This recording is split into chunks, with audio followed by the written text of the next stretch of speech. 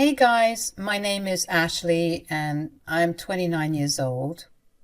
Buckle up because I've got a wild tale to share about the time I got myself into a sticky situation by marrying the ultimate mama's boy. So there I was, getting to know Hunter, my now husband. At first, I thought he just had a really close relationship with his mom. You know, the kind where they share everything and he seeks her advice on life decisions. It seemed sweet at the time, right? Little did I know I was signing up for more than I bargained for. Hunter, God love him, was a kind, sweet guy, but when it came to his mom, let's just say he was glued at the hip. At first, I brushed it off because, hey, who doesn't love their mom? Little did I know this mama's boy thing was about to take on a whole new level. When we took the plunge and moved in together, that's when it hit me like a ton of bricks. Melinda, and this habit of dropping by unannounced, and it was never for a casual cup of tea. Nope. It was to inspect my cooking, criticize my cleaning, and drop not so subtle hints that I wasn't up to par for her precious son. There was this one time she flat out suggested that Hunter should move back in with her. I mean, seriously? And the fireplace, when did you dust this place last? Literally yesterday. So why is it so dusty? Please show me where the dust is, because at this point I think you're seeing things. Mum, our place is clean. We do a good job. We take turns cleaning, obviously. Ha. How pathetic. If Hunter was with me, I wouldn't let him lift a finger. He's my precious baby angel. How could he do any household chores? Hunter? Seriously? Yeah, I mean, it's true. She wouldn't make me do any of this. Wow. Make you?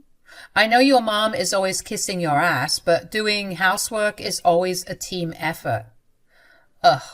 Are you going to let her talk to you that way? You know what? You're better off moving back with me. What? She clearly doesn't care about you. You need to come back to me. So after Melinda said that crap about wanting Hunter to move back in with her, I was seriously on the fence about continuing this relationship. I couldn't deal with the mama's boy drama. It was wreaking havoc on my mental health, and I definitely wasn't signing up for that kind of family dynamic. When Hunter proposed the first time, I had to hit the brakes. There were way too many red flags, and we needed to sit down and have a serious talk. He took the rejection like a trooper, and we decided to take a break to figure things out. We promised to reconvene and hash out the details at a later time. When the time came, I laid it all out for him. I spilled my concerns about his unhealthy attachment to his mom, how it was making me uncomfortable, and that we needed to set some boundaries if we were going to make this work. I flat out told him that if he continued to be weird with his mom and act like the super obsessive mama's boy, as well as excusing his mom's weird behavior, then I couldn't be with him. Surprisingly, Hunter had a moment of clarity. I think our time apart had also knocked some sense into him. I realized he didn't want to lose me, and he agreed to put some distance between himself and his mom, and agreed with my boundaries. Now, Melinda wasn't too thrilled about this new arrangement. She even threatened not to come to our wedding if Hunter dared to enforce those boundaries. We tried to reason with her, but she took it super personally that I told her son to cut the umbilical cord. The texts I got from her were nasty, wishing all sorts of bad things my way just so she could have her baby back. But I stood my ground. I told her that she should be happy for her son, that he'd found someone to love. Maybe she thought he'd need her forever, but it was time for a reality check. Our wedding day arrived, and surprisingly, Melinda made an appearance, but her body language screamed displeasure. She refused to take pictures, avoided the food, and sat in a corner sulking while everyone else was turning up and celebrating. Frankly, I would have preferred if she hadn't shown up at all with that attitude. Her behavior got on my nerves, and it worried Hunter too. He still cared deeply for his mom, and seeing her like this bothered him. It was understandable. Our wedding might not have been the picture-perfect dream, but it was a good day overall. On our wedding night, Hunter and I had a heart-to-heart about everything. He showed me his genuine concern for his mom, admitting he'd never seen her act this way. It was then I decided I needed to make an effort to mend bridges. Hunter was excited about the idea, hopeful that things would work out. Little did we know what was in store. "Don't worry, everything's going to work out just fine." "Thanks, babe. I'm sure she'll appreciate the effort." "Let's hope so." After a couple of weeks, I decided to reach out to my mother-in-law for a heart-to-heart, and to my surprise, she was somewhat receptive to everything. While she wasn't jumping for joy, she didn't look like she wanted to gouge my eyes out either, so I considered it a win. I told her that I didn't appreciate how possessive she was over her son and how it was affecting our relationship. She seemed to understand where I was coming from when I asked her to put herself in my shoes, and I was so glad at how well she was taking everything. She then told me that for the longest time it was just her and Hunter. Their dad was out of the picture when Hunter turned 5, and so sometimes she doesn't know how to let go when she needs to. I was so happy because we finally seemed to find some middle ground. She promised to try and keep the peace with me, and I promised the same. I appreciated her effort, and for a brief moment I thought we were on the path to a normal relationship. Oh, how wrong I was. Her niceness only lasted about a month. A month! Slowly but surely, she began to be passive-aggressive towards me. She'd invite Hunter out and exclude me, whereas before, she'd happily take both of us to her favorite cafes and restaurants.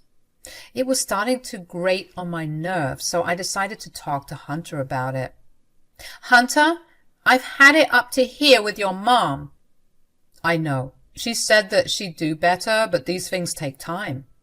"I know that, but I think it's deliberate. I mean, she was actually being nice for a month, so she can be nice. So why change all of a sudden?" "I don't know. Healing can be a journey with a lot of bumps on the road, you know. Just be a bit more patient with her, please." "Fine. I've been chatting you up to her, you know. I've been telling her about how amazing you are. Don't worry, she's going to come around soon enough. Just wait and see." Just like Hunter told me, I decided to wait it out. I continued to hold up my end of the bargain, always being nice to her and including her in my plans, but it was never reciprocated. By the time Hunter and I were celebrating our 1-year anniversary, I was done trying to appease her. I even warned Hunter not to be surprised if I wasn't happy when she was around. It just felt so unfair, the way she was treating me. Hunter started to notice how bad it was getting, and whenever he clocked Melinda's passive-aggressive comments towards me, he would tell her to stop. She'd get really mad, accusing Hunter of disrespecting her, but he was just sticking up for me. I felt bad for him because I could see how conflicted he was feeling. But I was conflicted too. I just didn't understand why his mother was so obsessed with making me feel like crap. Then the day of our wedding anniversary came, and boy, was that a doozy. You see, Melinda made a huge point to get Hunter a specific present, but she said she couldn't get me anything. This was the last straw, and I was on the verge of fighting her. I started yelling at her, asking her what her problem was and why she hated me so much. This was the last straw, and I was on the verge of fighting her. I started yelling at her, asking her what her problem was and why she hated me so much. Hunter tried to stop me, but it was too late. "What are you talking about? Why are you yelling at me?" "Because you're crazy. Hunter, you need to put a muzzle on your wife before I do." "Everyone, please, let's calm down. How do you only get your son a present, not even a present we can both enjoy, and you forget about me? What is wrong with you?" "I don't owe you anything." "You're just mad because you wish it was you who married your son and not me, huh? You're the one who wished you walked down the aisle. Just because your man left you, it doesn't mean that you can try and steal mine." "Ashley, that's enough." "No, Hunter. I'm sick of this shit. Your mom has been pissing me off and I can't take it anymore. I'm done. I love you, but I can't do this." I grabbed my keys and headed to the car that Hunter and I shared. I was driving aimlessly for a couple of hours, ignoring both Hunter and Melinda's calls. I just needed some time to clear my head. When I finally returned home that night, I found Hunter sitting by the door. He looked like he was crying. I felt so bad, but I needed to do what was right for me. Right when I was about to tell him that we needed to get a divorce, he told me something shocking. Babe, you're home. Oh my God, I was so worried. Please, before you say anything, I need to tell you what I did. I cut my mom out of my life. You what? I cut her out. Right when you left, we got into a really bad fight, and well, I told her that I couldn't be her son anymore. I told her that I choose you. Every single day, I'll choose you.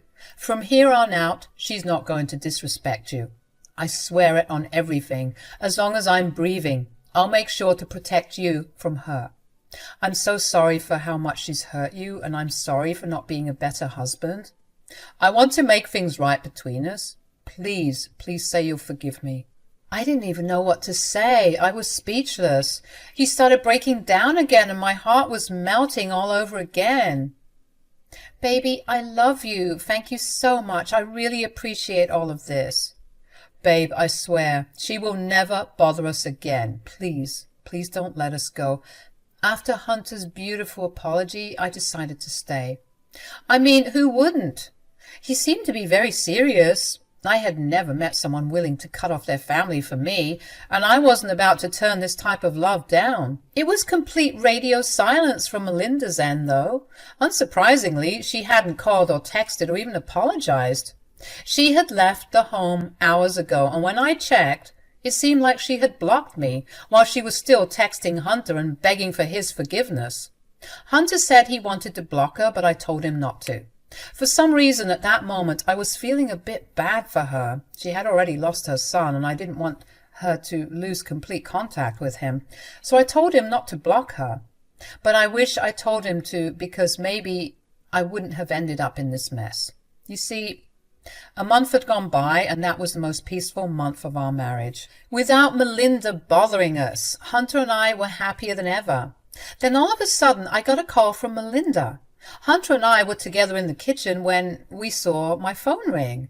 He told me not to answer it, but I said that I had to because it might be important. Even though Hunter hadn't blocked his mom, he was definitely ignoring her calls and texts. I assumed that it had to be something serious if she had to call me. Oh, thank goodness you picked up. I was getting so worried. Melinda, are you okay? Well, no, I haven't heard from you two in a month, and I'm worried sick about you two. Even me? Look, Ashley, I wanted to tell you I'm so sorry for everything. I know I've been unkind to you.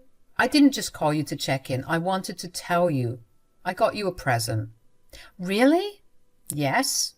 It was quite a rotten thing of me to do, excluding you like that, so consider this an apology for everything. That's really thoughtful of you, Melinda. I appreciate you taking accountability. So, what did you get me? Well, I got you a car. A car? Oh, Melinda, you didn't have to do that. Nonsense. It was the least I could do. You've really been patient with me when I didn't deserve it. And so for that, I think a car would do you good. Besides, it's time you two stop sharing that car. Hunter can have the old one, and you can have this one. Wow, Mom. I don't know what to say. That's really big of you. Hunter? You're speaking with me? How much of this did you hear? I was here for the whole thing. I kept quiet because I wanted to see if you really had changed, and it seems like you have. You don't know how happy this makes me. We need to all sit down for some tea and catch up one of these days. Thank you for giving me another chance. Hold on, Melinda. I appreciate the gesture, like I said, but please know that all isn't forgiven and forgotten just yet. Unfortunately, you can't buy my forgiveness, but being thoughtful and getting us something we can actually use, that's a start. Of course, Ashley, I understand. Thank you so much for picking up my call. You two won't regret it. I'll make sure I'm on my best behavior. Melinda told us that she was on her way to drop the car at our house and give us the keys. And when she arrived in the Kia, I was so pumped. It was such a cute car, and she chose the orange color, which was my favorite. We chummed it up for a bit as best we could because things were a bit awkward still. Hunter and I were thanking her because buying someone a car is no small thing. She was very sheepish and cautious with everything, knowing that she was on thin ice already, so she kept the conversations calm and cute. She didn't overstay her welcome like she normally did. She even left a bit early, telling us she wanted to get out of our hair. But while she was here, she told me time and time again that I should go for a test drive. When I said that I would do it later, she was insisting I did it that moment. She told me that the car needed gas anyways and that I could just take it to the gas station real quick and come back. When I said that they should both come with me, for some reason she was saying that I should be the only one in the car. Ashley, this car is yours. You're the one who needs to break it in. I mean, you need a solo ride in it, you know.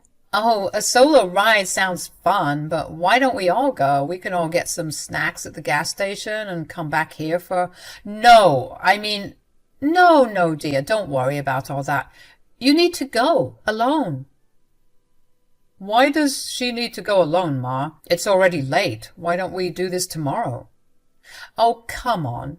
You don't want to drive it now. I thought you'd be a bit more appreciative. I am, trust me, but why are you being so weird about this? You know what? Forget I said anything. Sorry, you guys. I've just been a bit overwhelmed. You don't have to do it tonight, but Ashley, promise me that first thing in the morning you'll take it out for a test drive. For sure. I'll even send you pictures. Well then, I should be off. Already? What's new? I have some important business I need to tend to. Good night, you two. Take care. And Ashley, don't forget to test drive the car tomorrow, alone. Sure. Get home safe, okay? When Melinda got in her Uber and went home, Hunter and I talked about how weird she was being. I think it was all the excitement of getting a new car that made us not think about it too much, chalking up her behavior to her just being a bit awkward from how things ended last time. Although we were excited, we were both exhausted because we had super busy days, so Hunter and I agreed to go for a lovely scenic drive in the car the next day before stopping somewhere for brunch. When I woke up the next morning, I found Hunter gone. He left a note and told me that he had taken the car to get filled up on gas so that we could go straight for our lovely drive. He was always being such a gentleman, telling me that no woman should fill up her own tank, so I was used to him taking the car to get it filled up. So I was waiting for him to get back home when I got a call from him instead. Hey, babe, what's going on? Babe, we have a situation. I crashed the car. What? Are you okay? What the hell happened? I'm okay, babe. Don't worry. I managed to swerve into a tree. I wasn't going that fast, so I'm fine. Thank God for that. But what are you talking about? The same car that your mom gifted me yesterday? Yes, Ashley, keep up. I'm sorry, I'm just so shocked. I can't believe it. How did this happen? Was there someone acting crazy on the road? No, the roads were empty. It was the brakes. They weren't working. What? How is that even possible? That's not all. I checked and the brake pads are unscrewed. What? What does that mean? It means that whoever did this wanted someone dead. That's what that means. What? You can't be serious. Are you saying? Yep. And do you remember how she wanted only you to drive the car? No way. There's no way your mom would try and do that to me. I told you not to answer the call. That woman is not okay. What are we going to do? She needs to be reported for her crimes. What?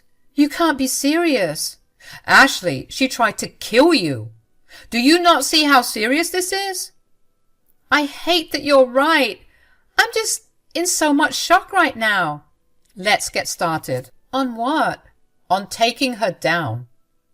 Hunter and I decided that we needed to put that lady behind bars because Hunter was able to identify that the brake pads were loosened.